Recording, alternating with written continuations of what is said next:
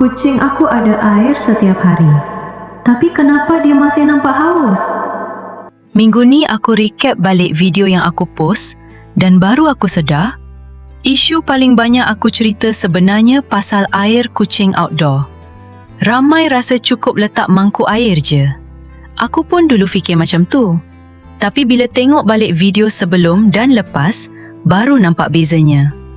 Air cepat kotor, ada semut, habuk, kucing minum tapi tak puas. Sebab tu aku buat video, kenapa kucing selalu haus walaupun ada air. Dan, auto water feeder ni sesuai untuk siapa sebenarnya? Jawapannya mudah. Bukan semua orang perlu. Tapi kalau kau jaga kucing luar rumah dan tak sempat tukar air selalu, benda ni memang bantu jaga air kekal bersih lebih lama. Aku sendiri pakai sebab nak kurangkan risiko air tercemar, bukan sebab nak ikut trend. Kalau kau tengah fikir benda sama, aku tinggalkan link yang aku guna kat bawah save post ni kalau kau jaga kucing outdoor.